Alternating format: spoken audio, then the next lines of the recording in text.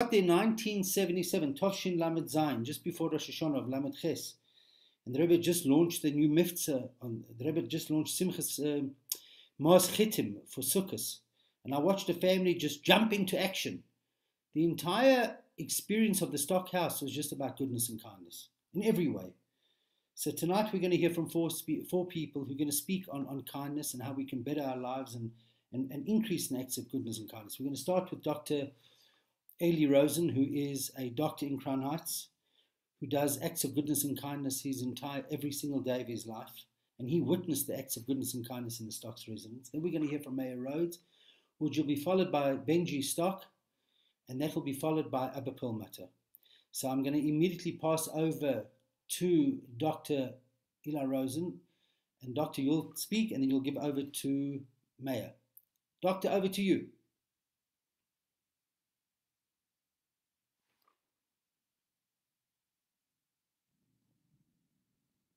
Doctor? Is there a doctor in the house? Doctor, you're on mute.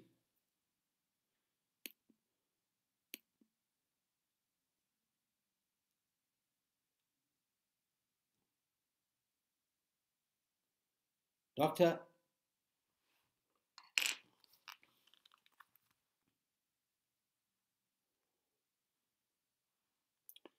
So maybe we should start with you, Mayor, if you don't mind speaking, and we'll get Eli on after you.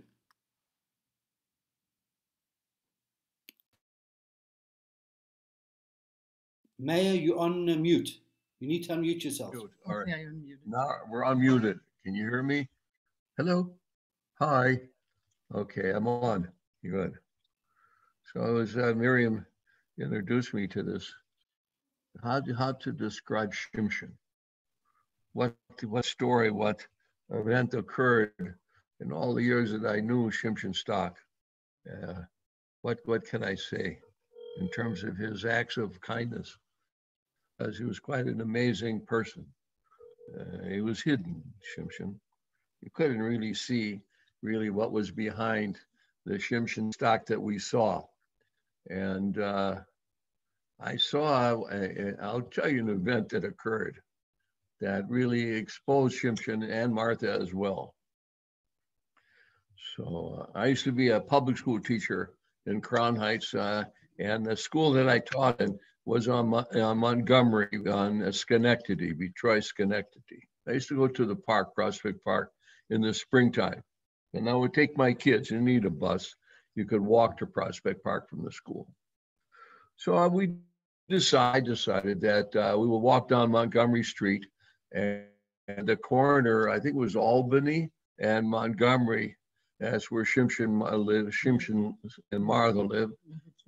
Kingston became Kingston Brook, close. Kingston Brook. So I had about 25 kids, black kids, all in third grade. So we stood in front of Shimshon's house.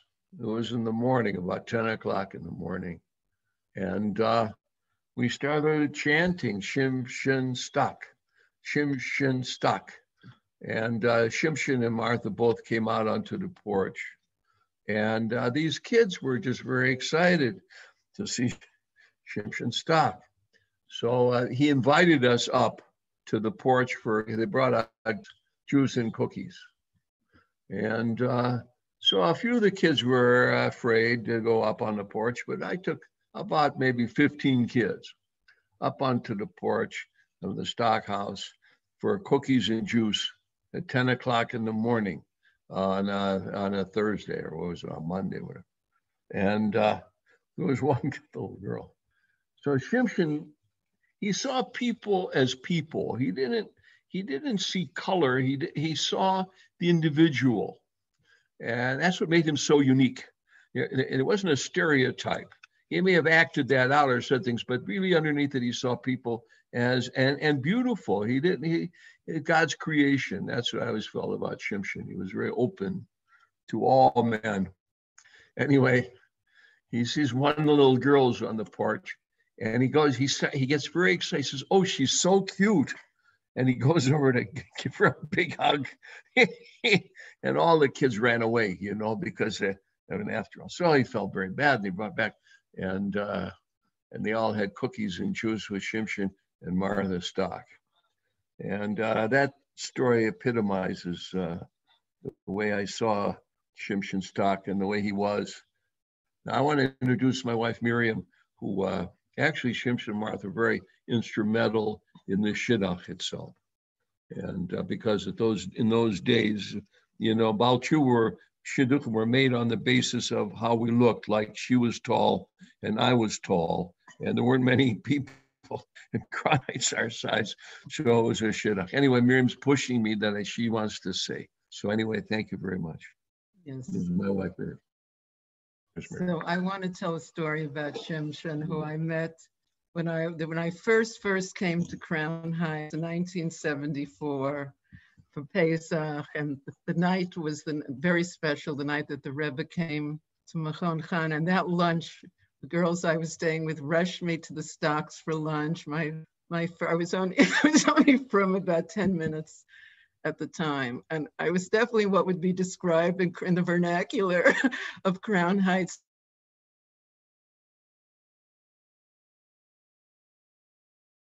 Saw beneath, saw the depth, the potential, and he was so warm and friendly and welcoming. I felt I had a friend in Crown Heights, and I decided after to stay for Pesach, and then I came back the next week with my dog from upstate New York, and I was in a basement on Empire Boulevard, and the landlord told the girls that he didn't want a dog in the house, I'd have to leave. And the girls got very nervous, and they called the landlord down. This is before speakerphones. This was 1974. And they called Shimshon and put him on the phone with the landlord. And we heard Shimshon screaming at the landlord that if you'll never be able to go for Bringen again, because when you go to Bringen, the Rebbe will look and know that you left Crown Heights because of you. You'll never be able to go. The landlord said I could stay in Crown Heights. So Shimshon, we always had this connection. We knew that all the mitzvahs that I ever did after that point was because Shimshon kept me in Crown Heights. And to visit Shimshon and Martha with dog, they would say, should we defrost some meat from the freezer to feed the dog? Now that is obvious. To love a Jew so much that you're willing to defrost meat for their dog. So it was a complete welcoming the whole person as they came, normal and not normal, and Baruch Hashem. Oh, and one last word and Shimshon really had nachas from us as the years went by. I remember when we first came back from our first shlichus in communist Russia, and we went over to tell Shimshon about it. And it just made me feel so good that he had so much nachas from us, from his friends. And Shimshon could weep when he heard about people suffering, single girls not married, and people he would weep for the suffering of other Jews. And I think Benji might have inherited that quality. So there we go. We're ready to pass on to the next speaker.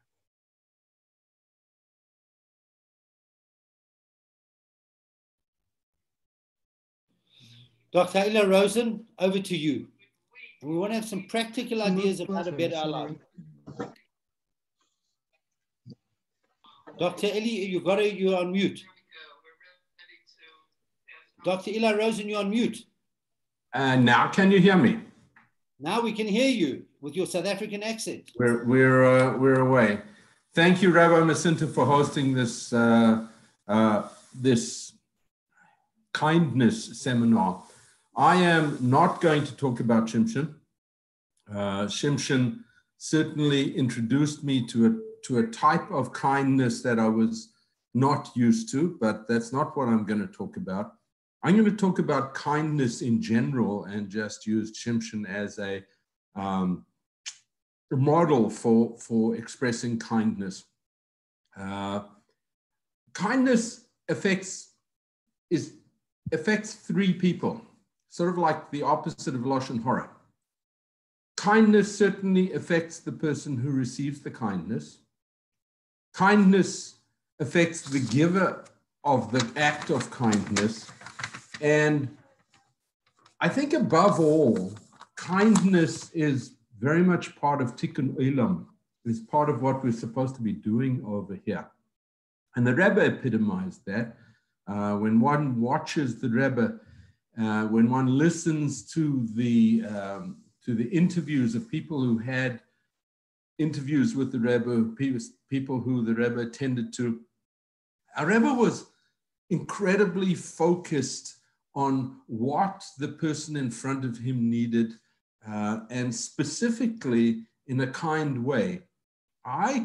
Of all the times that I have watched the Rebbe acting on the video and personally, I can't, except for one occasion that related to me, I can't remember when the Rebbe was harsh and not kind. And I think that even in those times when the Rebbe needed to reprimand somebody, it came with a certain kindness. So kindness is a threefold blessing. A blessing to the giver, a blessing to the receiver, and a blessing to the world. Let's talk about the receiver first. It's easy to understand how a person who receives kindness is affected by that kindness. The kindness that the person receives needs to be uplifting and not degrading. That's a function of the giver, but when done in the right way, receiving an act of kindness is an uplifting experience. It's not demeaning or degrading or humbling to be a recipient of kindness. True kindness, when given in the right way, actually makes the receiver feel more important, loved, uplifted. What's very important in this process is that we can't give over the shoulder, so to speak. We need to give openly. We need to look the receiver in the eye when we're giving, and we need to give with a smile. How many times have we seen that smile from the Rebbe? How many times did we see Shimshon smile? It was giving with a smile, and then it gets received in the appropriate way, and it gets received in a way that uplifts the receiver and doesn't degrade the receiver, doesn't make the receiver feel as if they are a charity case. That's incredibly important, that we don't make the person who's receiving kindness feel that they're a charity case. We need to acknowledge the person that we're giving to. That's a real person over there. That's a person with real life fears and loves and goals and everything else. And when we give even tzedakah to somebody who comes by in shul, and you might think, well, this person doesn't deserve the tzedakah. So you don't look at them. You send the dollar across the table, or you drop the quarter in their hand without looking at them, without acknowledging that there's a person behind that. Then that process degrades the receiver. So kindness is not just simply the act. There's a scenario that goes with the act that allows the receiver to be uplifted and not degraded. And that's incredibly important. Smile, make contact, say a kind word, empathize. We don't know. My wife often tells me, and I met my wife on Shimshon's porch, my wife often tells me and quotes to me, we just don't know what the other person is going through, that every person is a whole world. And every one of us has a whole world around us. And for us to assume that we know that such and such a person is lazy, or such and such a person just doesn't want to work, is a bad assumption, a poor assumption. Rather make the assumption that that person is really trying very hard and not succeeding. It's a much more productive way to look at everybody. And for the person on the receiving end, it certainly has the ability to actually change life. One act of kindness done the right way can change a life. And it can change a life forever. Let's talk about the giver. I'm going to relate a little story that happened recently that's very negaya. When COVID first broke in this neighborhood, on the first Shabbos, Motzi Shabbos, this is Motzi Shabbos, the March the 15th, March the 14th, we weren't yet in the midst of the COVID epidemic, but I knew that it was going to happen. I met with all of the Hatzalah members over the telephone. There must have been 50 members on the telephone. And I said to them, gentlemen, and Hatzalah represents or is a pure manifestation of selflessness and kindness. And I said to them, gentlemen, I want you to know that this is a novel virus. And what a novel virus means is that everybody who comes into contact with it is more than likely going to get sick. And certainly in the back of an ambulance, when you've got a sick patient, there's no place for personal protection. It just doesn't work well in the back of an ambulance. And I said, guys, you will all get sick. And at this point in time, this may be lethal. You have an opportunity to say, I'm out. I can't do this. I'm over 60. I have diabetes. My wife is pregnant. Not only will you get sick, but you'll take it home. I have a sick wife. I have a sick child, whatever the case. I said, so tell me now, gentlemen, does anybody want out? The answer was incredible. Not a single person said they were asked, not a single person asked for out. There was one question that I got again and again and again from various members of Hatzalah, and that's, how soon can we return after we get sick? It actually blew me away that this is what I was listening to as a manifestation of real. It's not about me, it's about you and how well I can do for you. So the question comes then, if I get a high or if I get a lift from being kind to somebody else, Hatzalah members charge around and they have radios and they have all the rest of it, and it's a club and it's an exciting club to be in and it's lights and sirens and all the rest of it. So if I get a lift out of my act of kindness, does this take away from my kindness in any way? Am I less kind because it does for me as much as it does for you? And the answer is not at all. I sense that Shimshon got a real lift out of being kind to people. I know that Benji gets a lift out of being kind to people. I think that we all get a lift out of being kind to people. When we do something for somebody else and we do it in a selfless way, particularly, even if at the end of the day, that's what makes me tick, it doesn't detract from the act of kindness in any way. It adds depth to life. To be kind to others increases the depth of my experience as a living human being. And we can all do that.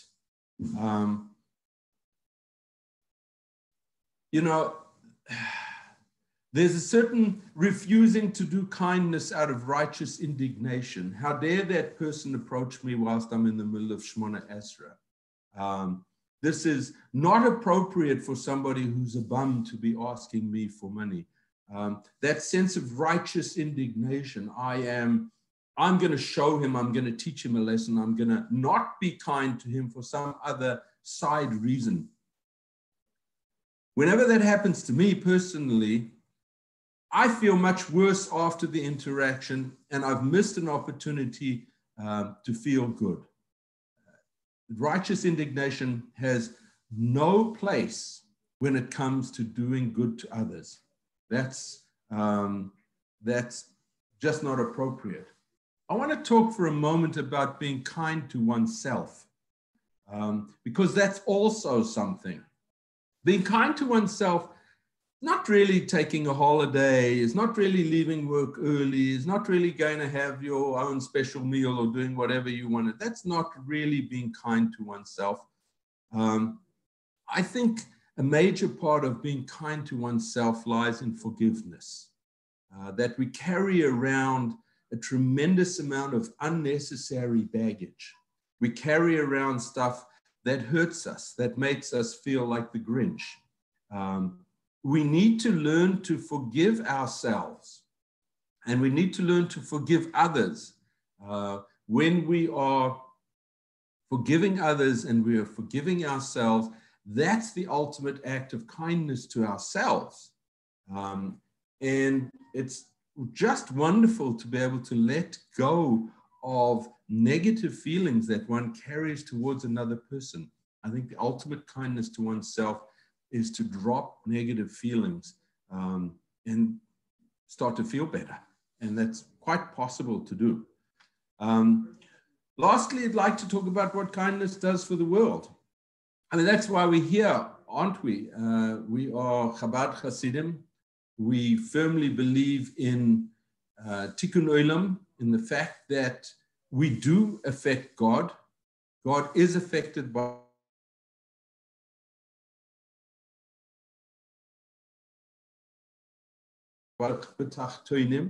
and it's only in Tachtonim that people require kindness.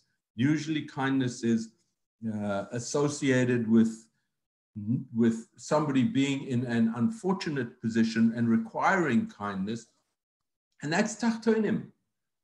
We can change the world, and we do change the world. And when the Rebbe said to us, random acts of kindness, he meant random acts of kindness, not deserved acts of kindness, not acts of kindness that'll only be good for me or good for you, but acts of kindness that are completely random, that are generated from a spirit of what is the best that I can be doing with my life at this moment to make the world a better place, to make the world a dwelling place for God. And there is nothing as potent as random acts of kindness to make the world a better place, a dwelling place for God himself. And ultimately, it's through being kind that we're going to see Mashiach. So everybody, those are my thoughts about kindness. And I'm going to hand back to the moderator, Rabbi Masinta. Doctor, thank you for that. That's exactly what we needed to hear. But I'm going to pass over to Benji Stock, who truly is an embodiment of kindness.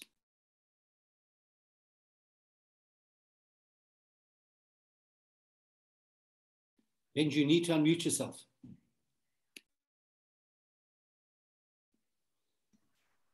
Mute. Hello, you hear me?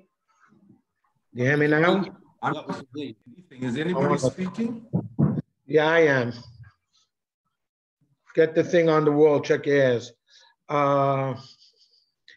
Good afternoon, good morning, depends where we are.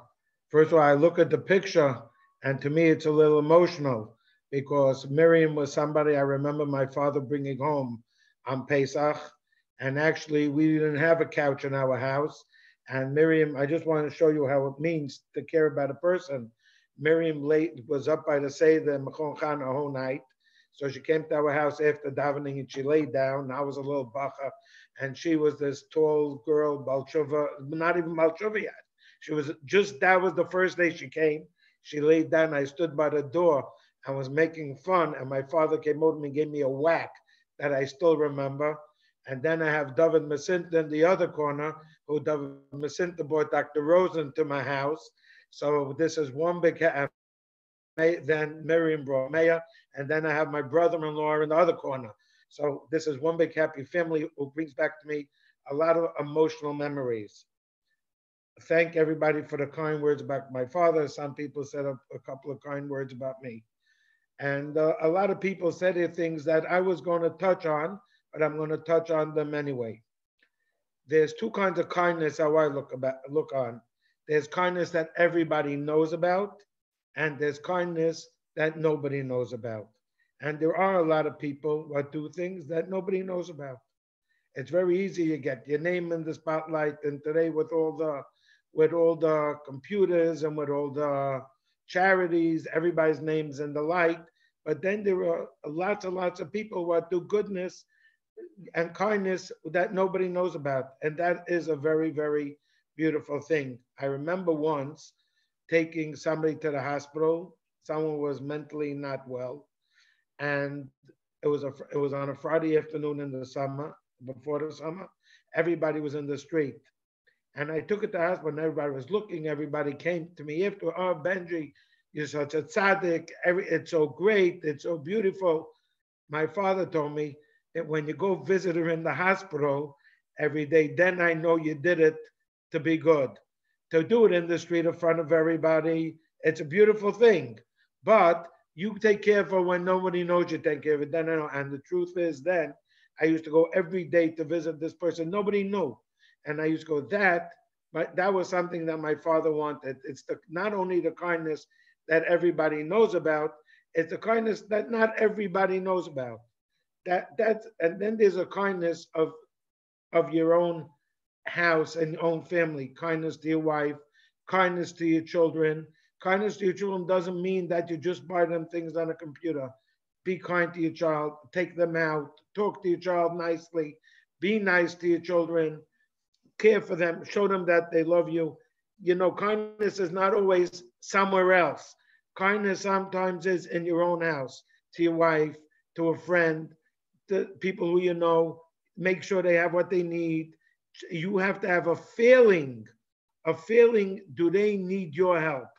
And that's something that I really learned from my father. You have to have a feeling that someone needs you. I was once coming home from shul, and I'm lazy, so I take my car, and I was driving on Crown Street, and I came to Crown and Brooklyn, and I saw a lady walking in the street, she was doing walking and down, and I was going slowly on the side of her. And I came to the corner of Montgomery, I had to turn in, and I told her, smile, the whole world is not on your shoulders, just smile. And a year afterwards, she came to me in school for something, and she asked me something. I said, this is why you coming here? She said, no, I really want to call to tell you thank you. I go, why? She says to me, you noticed that I wasn't happy, and I went for help, and I brought my children for help, and my whole house changed because of that smile in the morning. You told me to smile. When you walk in the street, it doesn't mean just give tzedakah. And now that we mentioned that, there's lots of people what send us in money for Schim Shas Beyond all the time. I want to thank them. They're people what people know that they give us. They're people that no one knows that they give us. Hundreds of people send us in money. I want to thank them. But it's not only the giving of the money. It's when you see somebody, ask them, is everything okay? You see a sad person. You see a child walking in the street, make a joke. Be kind to them. Boys are coming around to my house now for Chanukah Mevtzayim. I brought them into the house. I make jokes with them. I made fun with them. And I found out the boys who they are later. I gave them a check just to make them feel good. Make people feel good. Be kind to people who you know, people who you don't know. You see someone in the street, ask them if they need something. It's all one community, like Dr. Rosen said, we're all Chabad. We all are connected. Even not Chabad, I deal with not Lubavitchers also. Whoever it is, you just have to make sure and have the feeling, and it has to be grinded into you to help another person and to be good at another person. That doesn't mean only by making sure they have food. Even a good word, a good joke, a good anything. That's the way to do kindness, and that's the way my parents brought me up. Everybody who walked by our house on Montgomery Street, my father had something to say to. When I walk around now, I hear people say, your father used to stand on the porch. It was not, he did because he cared about the person. And that's the way I believe you can make a better world with goodness and kindness by asking people and being in touch with people, with your neighbors and everybody. That's my thoughts of goodness and kindness. I give over the floor to the next speaker. Was that, hello, do you hear me? I'm off. Oh, we want to hear more, Benji. Keep going. I leave that to you. You done? Yeah. Come on. That's it? For now. Okay. What? Okay. So I guess I am the last speaker of this esteemed panel. This is such an honor to be with Dr. Rosen and Miriam and Meir and my beloved brother-in-law Benji. My claim to fame is marrying Shimshon's daughter. I come from Montreal. I have no yichus. So when I got into the Stock family, all of a sudden, you know, I was a somebody. I was Shimshon's son-in-law. So wherever I went, it was, here comes Shimshon's son-in-law. I tell you, honestly, there's not enough time here on Sunday to talk about my father-in-law because he was a man that was larger than life. I know Dr. Rosen talked about the Rebbe and the Rebbe's expectations, but to emulate the Rebbe is impossible. There's no way you could emulate the Rebbe. The Rebbe's a Echad B'Doira. He is one in a tzaddik in 1,000 years. So of course he was a Manig Yisrael. But my father-in-law was a simple man, not a Talmud Chacham, but he was a man that you could look at him and you could learn from him. He was a perfect example of what walking kindness is all about. He was a contradiction. And then sometimes he was gregarious, sometimes he liked to be quiet, but mostly he lived by one psak din in the Rambam, which I'd like to share. This is a psak din of the Rambam, which comes from Hilchos Megillah, the halachas of Purim. And on Purim, there's a number of different mitzvahs that we do, that we're mechoyev to do. You have to listen to the Megillah, Matanis Lavyonim, Shalach Manis, v'chulu v'chulu. So the Rambam paskins in Perek Beis of Hilchos Megillah, halacha Yud Zayin, and this is what it says. I'm going to read it in English because I don't know what the crowd, who the crowd is. So this is what it says. The Rambam writes, Mutav la'adam, it's preferable for a person to be more generous in the donations to the poor than to make a big suda and for shalach manis, right? Why? Because there's no greater and more splendid happiness than to gladden the hearts of the poor, the orphans, the widows, and the converts. One who brings happiness to the hearts of these unfortunate individuals is like Daimel Ishchina, resembles Hashem. And he brings a pasuk from Yeshaya, the Rambam, because it says, Lahachis ruach shfolim, to revive the spirit of the low, Lahachis leiv nedakim, to lift up the hearts of the broken. This was my father-in-law. This is how he lived his life, that he looked for the opportunity in any time to be able to lift someone's spirit up. Like Benji said, he would stand on the porch like a terrorist, because anybody that walked by would get it from him. I mean, there was nothing to talk about. He would scream, he would shout, he would make everyone feel important. And that idea, like my brother-in-law said, and by the way, my brother-in-law is a living piece of my father-in-law, literally a living piece of my father-in-law. It says, you know, like that, you know what, a father creates a son, that's what he is. And his two daughters are the same way as well. I don't want to leave them out. I mean, just to get all the credit. But my father-in-law stood on the porch, and what he did by talking to people, random people walking by, would be to give them significance. And this idea of making someone feel important, of just saying their name, like Benji said, just saying them, you know what? And he would joke by screaming, I love you, I care for you, I love you. Even if he meant it and he didn't mean it, for that few seconds that person was involved with Shimshon, they felt like $1 million, $1 billion. And how easy it is for us as human beings to give significance to someone else. Now, my shver, as it says in the Rambam, sought out the people that were not Spitz Chabad, was not interested in dealing with the Spitz Chabad, with, you know, the fancy people in Crown Heights, because they had their own thing. My shver specialized in people like, you know what, that came to the house, that didn't have anywhere else to go in Crown Heights. Didn't have anywhere else to go to Crown Heights. He made hundreds of shidduchim. Some were easy to make. Miriam and Meir, man, that's it. Was, you know what? He two tall people and he put them together. Mazel tov, and that's it. Look what they're doing about Ayin. I mean, I see. I'm a friend with Miriam. There's constant Chabad in and out. Dr. Rosen, no one has to talk about what Dr. Rosen has done in the past 9 months in Crown Heights. Is a tzaddik gomer, my brother-in-law, and this is how Shimshon lived his life, and that's what we have to come to emulate today. He was a simple person that was so happy to make other people feel good, and also he was happy to hear how you went out and made other people feel good. If someone came to his house and said, you know what, Shimshon, I just finished Gemara Yavamis, he could care less. It didn't interest him. Gemara Yavamis. But if you tell them what you did for somebody else, like, you know what, you did the dishes much of Shabbos. He said, Shimshon, I went home and I did the dishes for my wife on much of Shabbos. I gave her a break. This made Shimshon feel like $1 million. This is what kept him going. And he was a man that was loyal to a fault. Loyal to a fault, meaning if you were his friend, you could forget about everything. Shimshon would back you 1,000,000%. I mean, if you needed anything from him, whether it was morning and noon or night, it didn't matter. Benji mentioned Simcha Shabbos for Yontif, but he didn't want to go into it too much in detail about the beginning of it because it's negated to him as well and didn't want to toot his horn too much. But when Simcha Shabbos for Yontif started, my father-in-law, who thought to himself that, you know what, he'll do it one time. The Rebbe's called. You know what, people need food in Crown Heights. My father said, okay, you know what, he'll collect money one time for Simcha Shabbos for Yontif.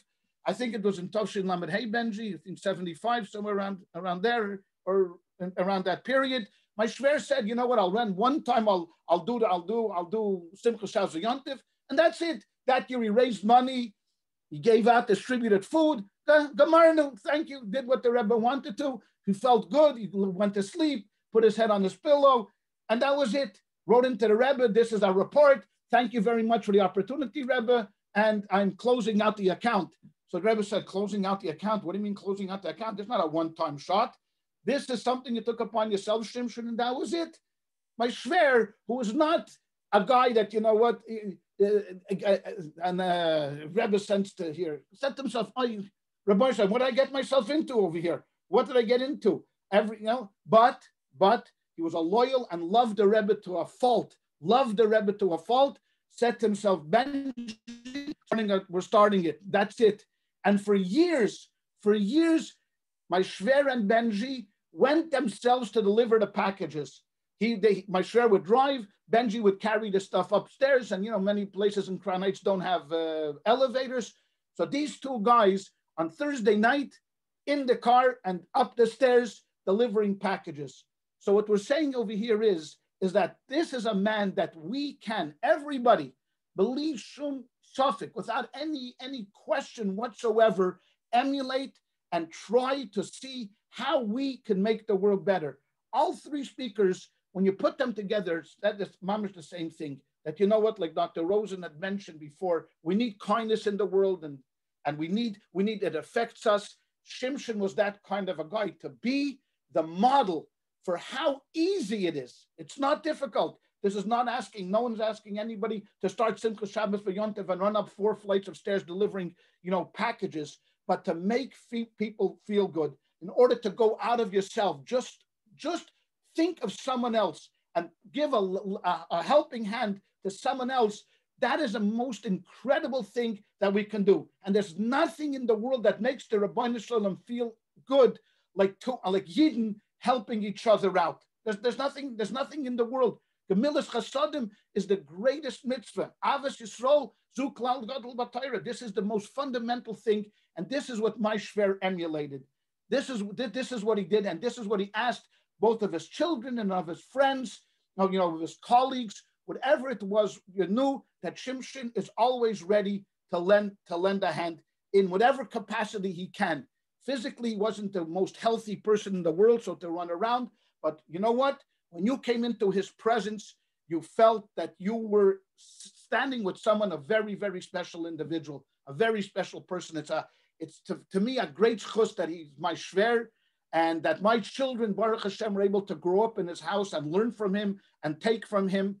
And you know what? What can you say? Like I mentioned before, there's not enough time, on Sunday to go through, all of the stories. But as all of these speakers said, and everybody talked about him, a man exemplified chesed and kindness. And in today's world, where we are so divided and there's so much angst and so much anger and so much hatred that is tearing us apart, it's wonderful that Rabbi Masinta put this together to remind us of our humanity, to literally that we are each and every one of us a human being, and that we cannot live in the world alone. We need everybody else to band together. And this is what kindness does for us.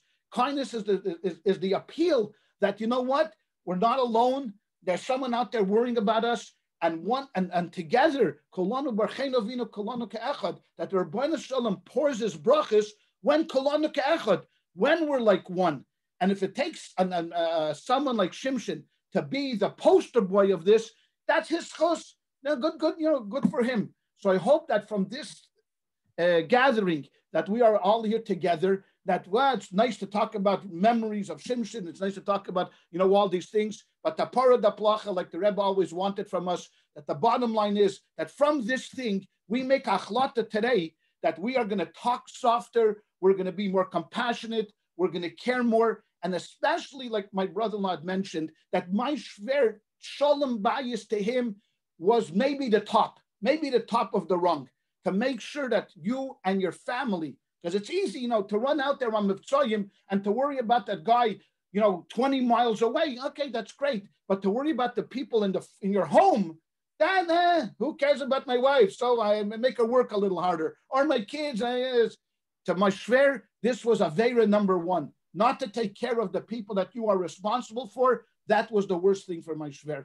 So let's today take from this gathering together, from this Mesiba, like the Rebbe always wanted, what's the bottom line? That we together strengthen our Avos Yisrael. We strengthen our kindness to the world, starting from the Dalit Amis, from where we find ourselves in with our family and our friends, and to those people, to give significance costs nothing, and it's worth $1 million. So thank you very much, Rabbi Mesinta, for organizing this, and thank you for the panel, for the wonderful and beautiful words that you all shared about my shver. And maybe in this chus that we are doing this today, this will be the final push towards the ultimate bracha that Rebbeinu Shalom could do for us, and that send Mashiach Tzidkenu speedily in our day. Thank you. Amen. Abba, outstanding. Was there any closing remarks, Doctor? A prescription for the world, Dr. Ailey Rosen. A prescription for the world. Doctor. Doctor, prescription for the world. So honestly, I thought anybody who witnessed the kindness of the Stock family and Martha, and just the openness, and everybody felt comfortable, and the care and the uplifting it was beyond comprehension. It was absolutely beyond comprehension. And Benji, I want to ask you a question. How many? I don't know if it's right to ask or not, but how many packs of how many people benefit from Simchas Shabbos for Yom Tov every week? Was that a confidential question?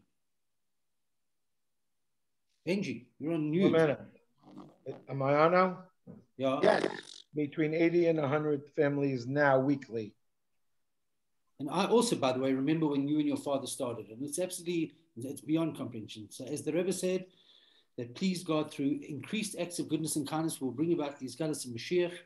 Guys, thank you very much for joining, and good things should come from this. Thank you. Amen. Amen.